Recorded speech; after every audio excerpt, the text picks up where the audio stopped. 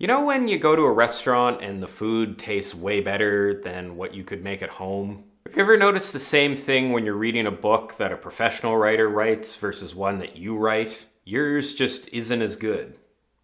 I mean, this is terrible. I order the dialogue medium rare. This is medium. What exactly are the pros doing that the rest of us aren't? Why does their writing seem a little bit different? Well, there's probably a lot of reasons, and I've got three of them that we're going to talk about today. Here are three things that separate amateur writing from professional writing. All right, thing number one that professional writers do, they tell the reader where the story is going. This is one of those counterintuitive aspects of storytelling. Predictable stories, or at least stories that are predictable to an extent, are usually better than completely unpredictable stories. Now, when I say predictable, I don't mean simplistic to the point where throughout the entire story you know exactly where it's going and you can guess the ending in perfect detail.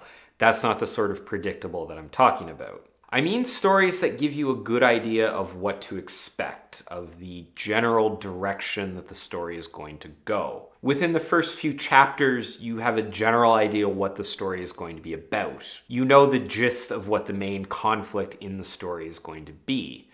One thing that the reader is always asking themselves early on, at least subconsciously, is whether or not the story is for them.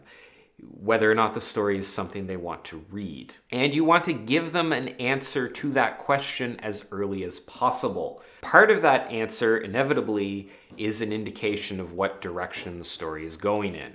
Plot direction is just one aspect of this. You also want to clue the reader into the tone and mood that they can expect the story to have, whether it's going to be humorous or more somber. Just letting the reader know what the overall feeling of a story is going to be might be enough to get them hooked, even if the plot hasn't been revealed yet. Last night I dreamt I went to Manderley again. That's the opening line to Rebecca, and Du Maurier does a masterful job of setting both the tone and plot direction with that line and the first few opening paragraphs of that book. That novel has very skillful foreshadowing of what's to come later on, and it perfectly tells the audience exactly what to expect, without necessarily revealing all of the details about how the story is going to play out. I've seen this before when I've critiqued novels where the writer will try to be very mysterious and just do a bunch of vague stuff in the first few chapters without really locking in on a direction. And it really doesn't work. It really makes the reader have trouble getting engaged. Pro writers are really good at striking a balance between letting you know where the story is going to go, but still leaving you with lots of questions.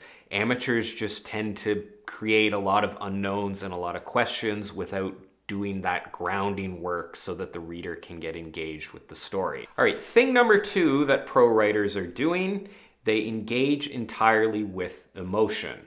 As much as you don't like to think about it, most of the decisions you make in the run of a day are based off of emotion rather than logic. What you read, what you watch, what you eat, those are all decisions driven primarily by emotion rather than logic. Marketers have long known this. If you want to sell things, you need to appeal to people's emotions, not their logic. The same thing applies in fiction. Reader engagement is solely an emotional calculation, not a logical one.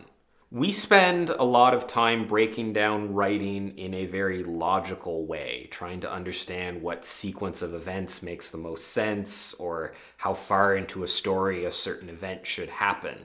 The reality is that most writing engages us on a much more primitive level. It creates emotional responses that we don't think about in a logical way. A novel is not a logical description of events and of character interactions. At least it's not supposed to be. Pro writers have mastered drawing out emotions. They know how everything from the description of a room to the inflection of a line of dialogue to the length of a sentence within a paragraph is going to affect the reader on an emotional level.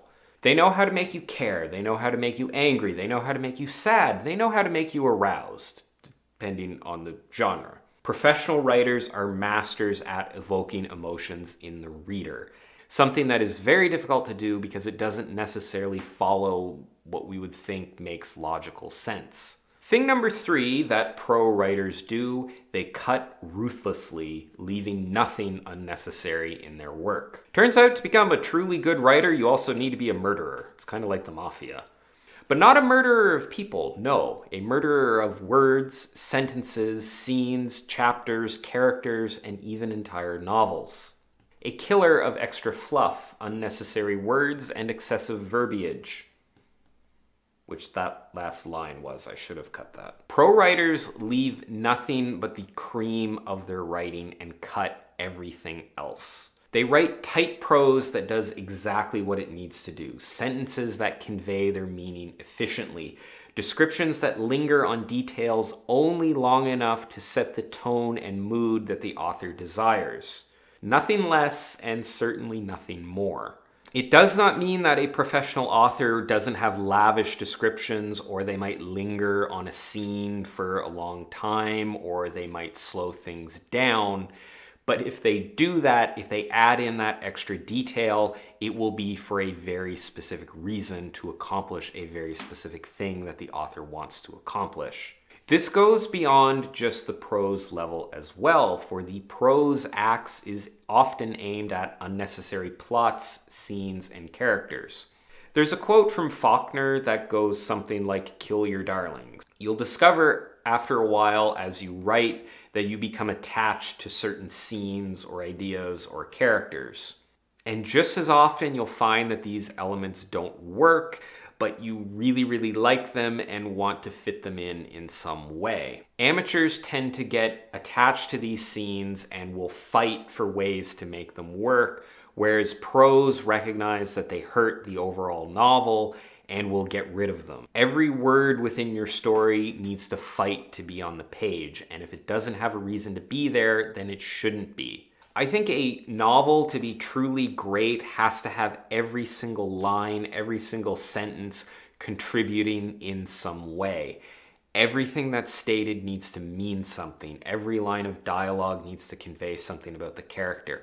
Every description needs to have a purpose. Just having fluff that sounds good or to take up space, that's a big sign of amateur writing. And it's one thing that I've noticed in my practice is my writing gets a lot better the more I cut out of it. And if you want your writing to get better, you should consider that as well.